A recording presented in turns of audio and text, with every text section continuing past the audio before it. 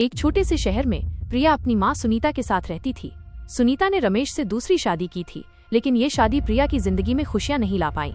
रमेश दिन भर सोफे पर बैठा रहता, टीवी देखता और बात बात पर चिल्लाता। वो हमेशा प्रिया से पानी, खाना और चाय मांगता।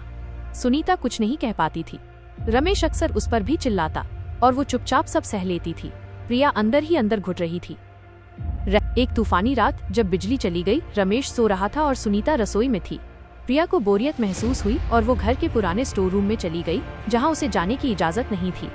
वहां उसने एक पुराना भारी लकड़ी का संदूक देखा, जिस पर जंग लगा हुआ था। संदूक का ताला खुला हुआ था। जैसे ही उसने संदूक खोला, उसे अंदर एक डायरी और एक छोटा चमकता हुआ पत्थर मिला। डायरी रमेश की माँ की थी। उसमें लिखा था कि उनका बेटा रमेश एक रहस्यमय शक्ति के प्रभाव में है, जो उसे धीरे धीरे आलसी और बेरहम बना रही है। उस पत्थर को सच्चाई का पत्थर कहा गया था, जो किसी सोते हुए व्यक्ति के पास रखने पर उसकी असली भावनाएं सामने ला सकता था। मोड़। प्रिया ने उस रात वो पत्थर चुपचाप रमेश के तकिए के नीचे रख दिया। अगली सुबह सब हैरान रह गए। रमेश समय पर उठा। उसने खुद चाय बनाई और सुनीता से माफी मांगी। मुझे नहीं पता मुझ पर क्या बीत रही थी, उसने कहा। लगता है मैं किसी अजीब सी नींद में था। रहस्य खुलता है। धीरे धीरे रमेश का व्यवहार बदल गया। उसने काम करना शुरू किया और सुनीता और प्रिया के साथ अच्छे से रहने लगा। लेकिन प्रिया को शक था कि कुछ तो गड़बड़ है। एक रात वो फिर से स्टोर रूम में गई। संदूक फिर से चमक रहा था। इस बार उसमें एक नोट था।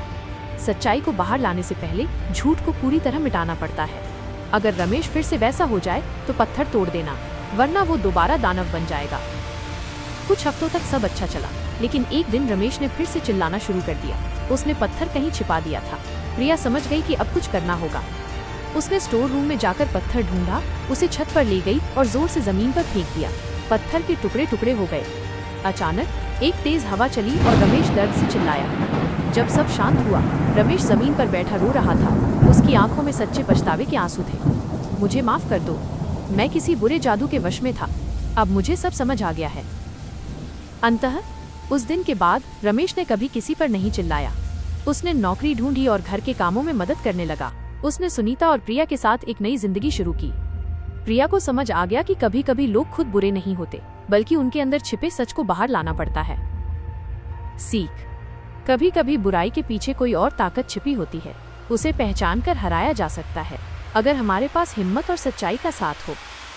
क्या आप ऐसी ही कोई और कहानी चाहते हैं?